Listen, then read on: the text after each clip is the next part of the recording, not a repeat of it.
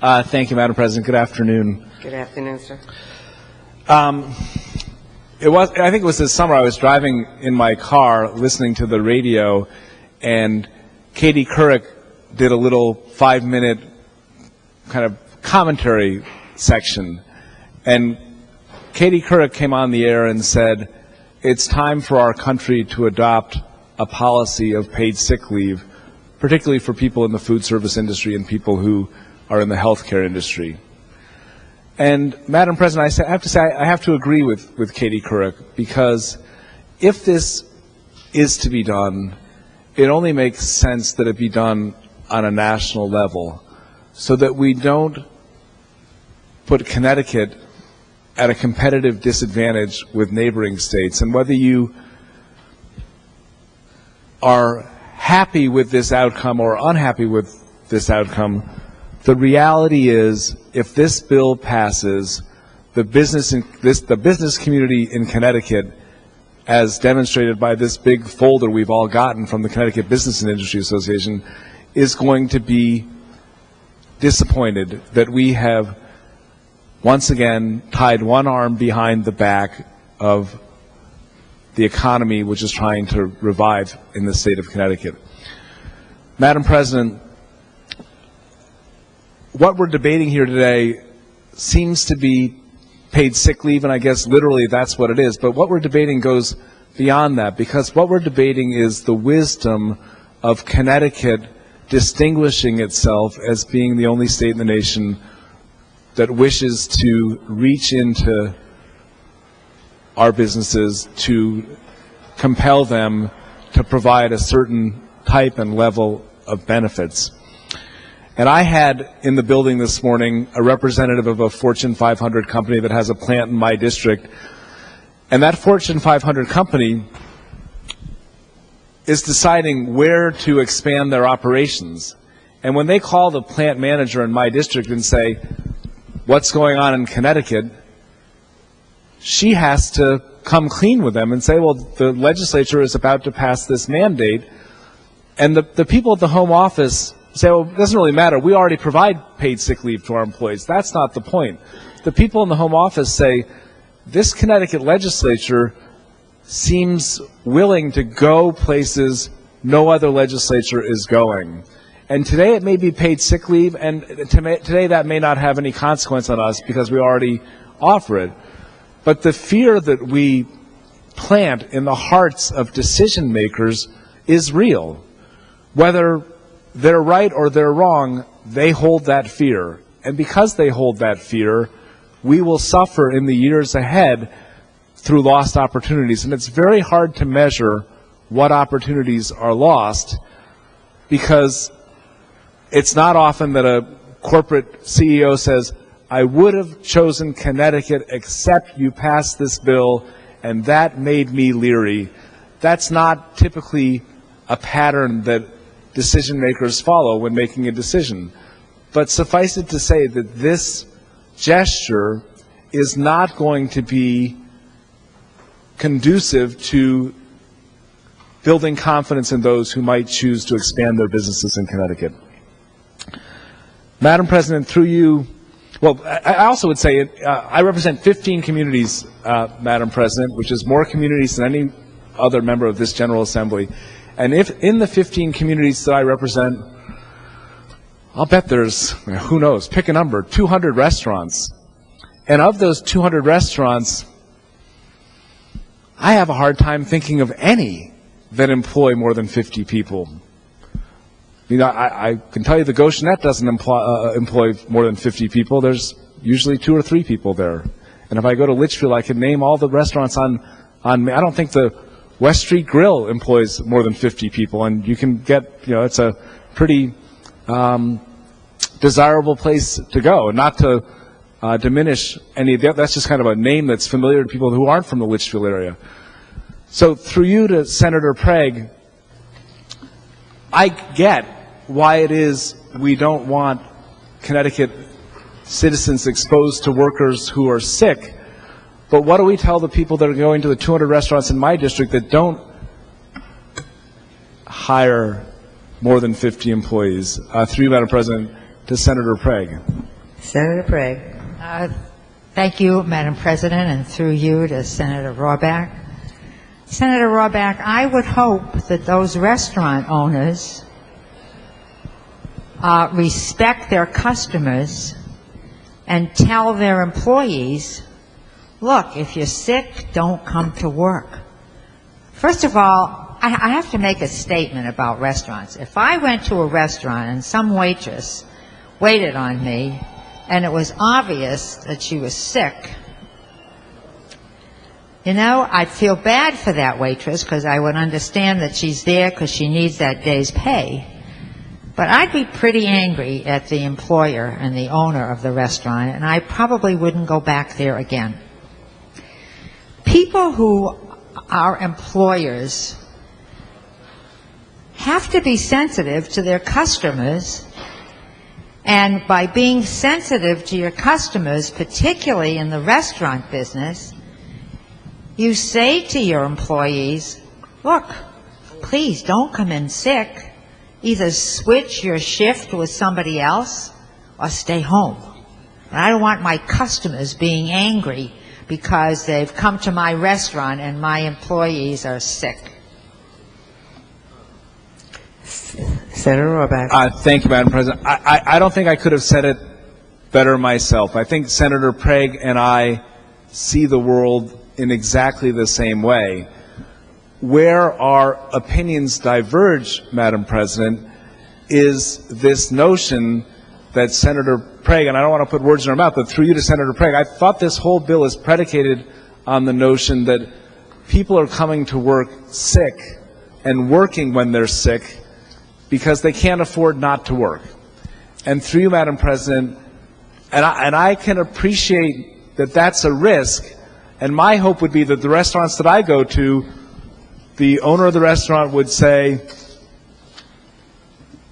whether or not they have paid sick days, I don't want you here if you're sick, and that both Senator Prague and I would want for that individual not to work if they're sick. Through you, Madam President, to Senator Prague. Senator Prague. Through you, Madam President, Senator Roraback, you're right. We wouldn't want to go to a restaurant where somebody is sick, and we hope that the employer says to the employee, don't come in sick. It's bad for my business. And you would hope that they would have a policy that, you know, knowing that this person is working, needs that day's pay, you would hope that they would have a policy that provides sick days.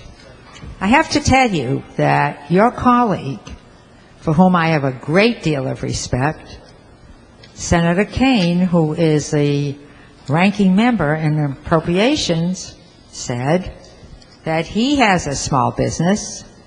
I think he has 5 employees. And guess what? He gives them sick time, paid sick time. I respect that. I have a lot of respect for that, and I would hope that other employers would do likewise. Senator Roraback. Thank you, Madam President. And I respect that as well, and it would be my most sincere hope that all employers would make that benefit available to the extent that it was reasonable and made sense. But the question I was trying to get at, Madam President, is I see ads on TV that suggest that if we pass this bill, we're going to have a healthier Connecticut because sick people won't be going to work because they'll have paid sick days. But my question to Senator Prague is, I've got, I'll bet, 200 restaurants, maybe 150, I don't know, maybe an average, may only be 100. A lot of restaurants, little restaurants, that don't employ more than 20 people, let alone more than 50 people, they're not going to be affected by this bill. So anyone that's going out to eat in my district, the world is not going to change with passage of this bill. And through you, Madam President, if this is the right thing to do, why isn't it the right thing to do for the people in my district that eat at small restaurants? Through you, Madam President, to Senator Prague. Senator Prague. Madam President, to Senator Roraback. Senator Roraback, if you and I were the only 2 people voting on this bill, we would probably have it the way we really would hope it would be.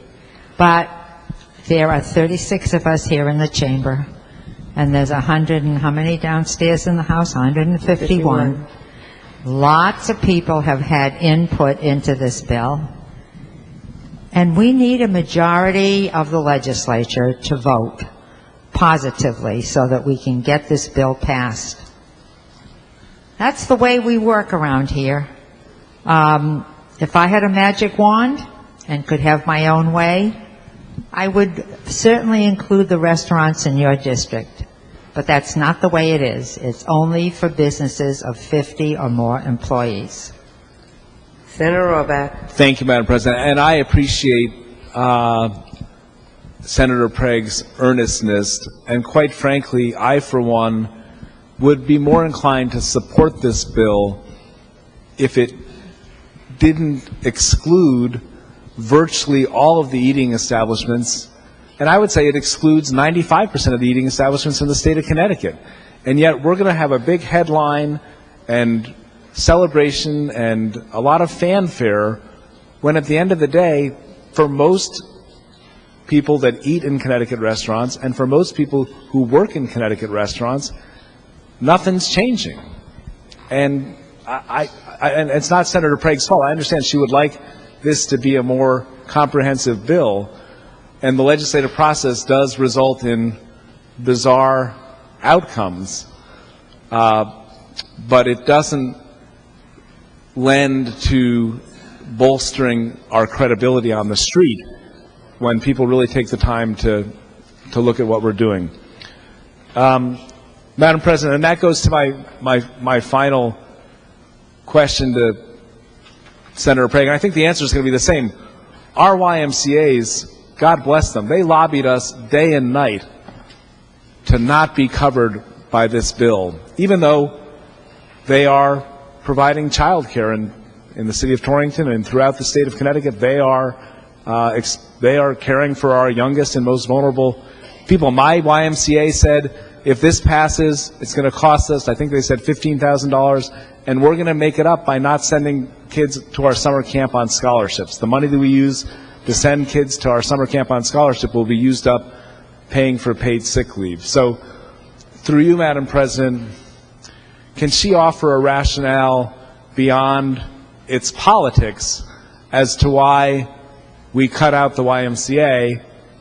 Well, through you, Madam President, to Senator Prague, would it have been her preference to have kept the YMCA under the coverage of this bill? Through you, Madam President, to Senator Prague. Senator Prague. Thank you, Madam President. Through you to Senator Roraback. Senator Roraback, it would be my preference to put lots of people under this bill. But after I met with the Ys, frankly, I understood their dilemma. They have the same people. Some of their employees supervise kids swimming in the pool as lifeguards for a short period of time, maybe an hour, 2 hours. And then those same people go over to the daycare center and work there for a couple of hours. And then they might go into one of the classes and do some teaching. For them, it would be an administrative nightmare. I could understand their dilemma. I feel, personally, and this is only the way I feel, that they probably say to these people who work there in various jobs, you know, if you're sick, don't come in because we don't want you exposing these kids to any kind of illness you may have. I didn't ask them that. I just listened to what they had to say, and I completely understood their position. So, consequently, they're exempt. Sorry, Senator Roraback. Thank you, Madam President. And I appreciate your sensitivity to their position, but would Senator Prague agree there are still individuals who work for them who are in direct contact with our children whom we wouldn't want going to work sick and who may now have to go to work sick because they're not going to get the benefit of this paid sick leave that this bill requires, through you, Madam President. Going back to the whole premise of the bill from its inception, through you, Madam President, to Senator Craig. Senator Craig. Thank you, Madam President. Senator Roraback, they said they had a policy that if somebody was sick, they have substitute people who can fill in for them. They made a point to tell us that because it is a concern of theirs. They don't want their people coming in if they're sick because they do have to be involved with children. So all that person has to do is say they're sick and they get this substitute person to come in and take over their responsibilities.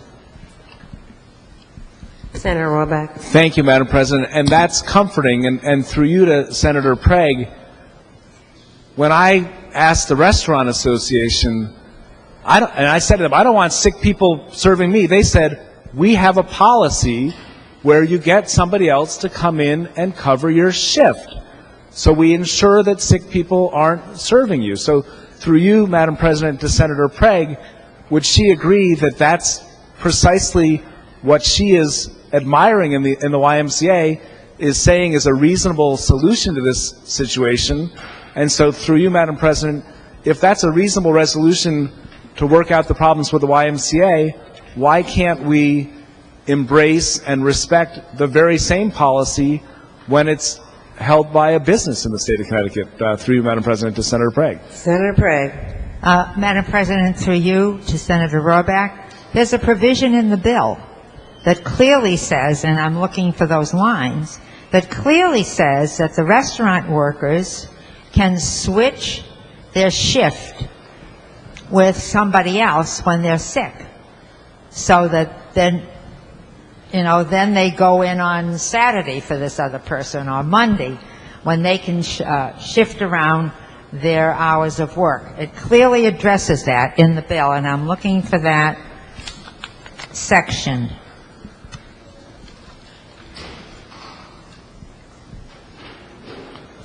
On lines 136 to 140, if you take a look at the bill, Senator Roraback. Thank you, Madam President. Of course, the copy that I'm looking at doesn't have the line numbers, but I have the, there we go. I'm sorry, which line numbers through you, Madam President? 136 Yes. to 140. Yes.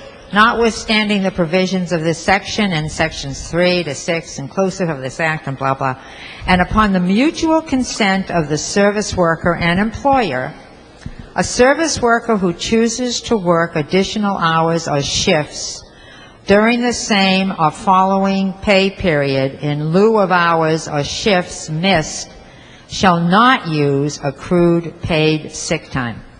That's the language that deals with shifting around with other people. Senator Roraback.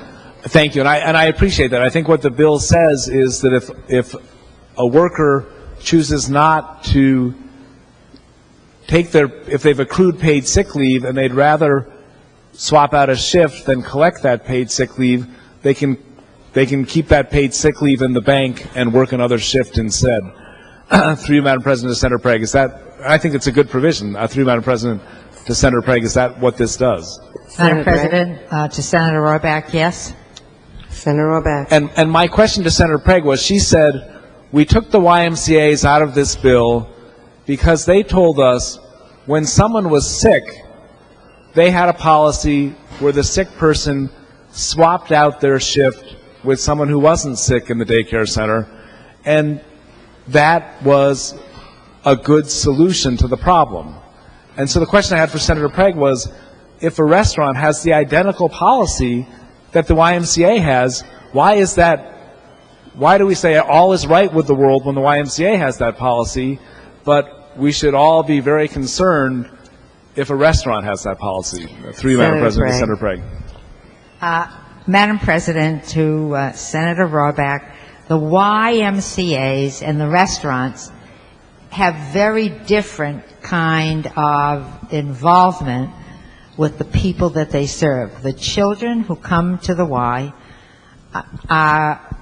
the employee in the Y works in various capacities, and it would be extremely complicated and an administrative nightmare for the wise, to keep track of where everybody is at a given time, and